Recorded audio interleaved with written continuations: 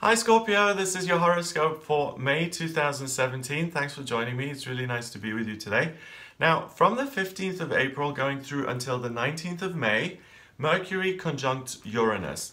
Now, when two planets conjunct each other, it means that they sit in the same position and their energies come together and they blend and they mix. Mercury is the communication planet. That is in Aries in your 6th house, but it's also in retrograde.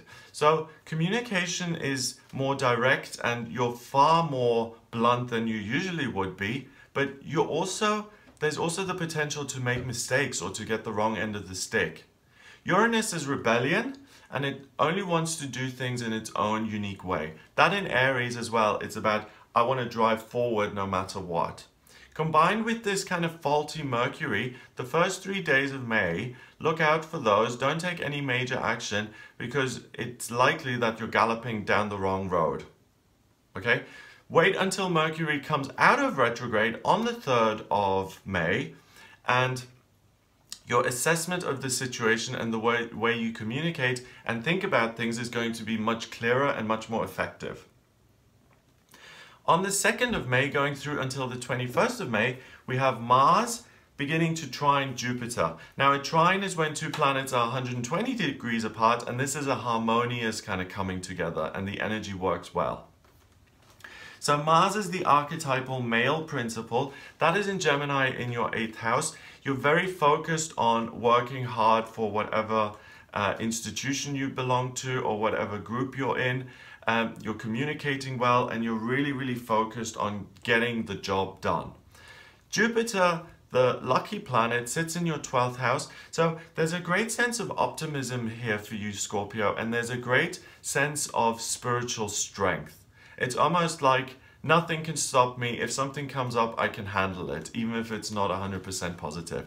So you have this really nice positive frame of mind, and because you have that going on, you create positivity in your real world here in May. So expect good things to happen in your relationships, maybe even praise in your work or in a group you belong to, an organization that people recognize you for your hard work and for the wonderful contribution you make. That kind of thing is very likely. On the 3rd of May, Mercury goes direct, so that is really good news. Communication should increase after this, and making concrete plans or commitments should be done after the 3rd of May. Also on the 3rd of May, going through all the way until the 18th of May, we have Mars squaring Neptune. Neptune is the dream planet of aspirations, and that is super happy in Pisces because it rules that sign. It's in your 5th house of love and romance. Okay?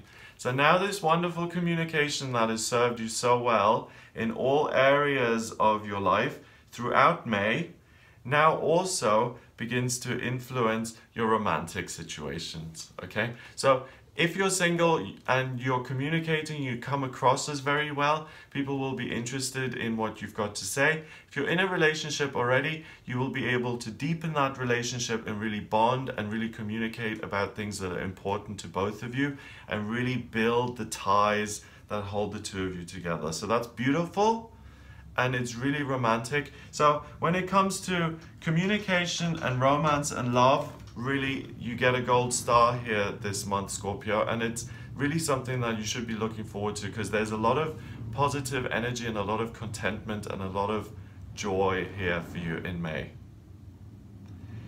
Now, on the 10th of May, we have the full moon, which happens in your sign of Scorpio, so even more good news. It happens in your 1st house. I'll make a separate video on the full moon because they can often be a little bit complicated, but for you, it happens in your 1st house, and the full moon is always a kind of completion point. So you will be showered with your own energy. So around the 10th of May, 9th, 10th, 11th, you will feel 100% yourself. You will feel super strong. So if there's anything that you need to handle that usually you feel is just too much, I can't deal with that, I need help, support, plan that if you can around this full moon period because you're going to feel so comfortable in your own skin and you're going to be willing to take on challenges and obstacles that usually would flatten you. Okay, so you'll continue with this energy now that I've talked about throughout May until the 25th of May, when the new moon happens in Gemini, and that occurs again in your 8th house. So it's about how can I make a contribution to my work, to my business, to my job, and how can I really focus on that. So you're someone who's in a really kind of productive part of their lives here. And the side blessing that you get amidst all of that is that your relationships function very well and support you in that. And overall, you can really look at May and become excited about it because things are progressing for you in those wonderful areas: relationship, work, and your love life. So I hope you have a wonderful month. If you would like a private reading with me based on your birth chart, which I can draw up using your place of birth, date of birth, and time of birth, I can then put the transits around that and we can see what's coming up for you specifically. Please get in touch with me via my website for that. It's gregoryscott.com. Click on the readings tab to order your reading with me. Please remember to subscribe to this YouTube channel, and I'll speak to you next month.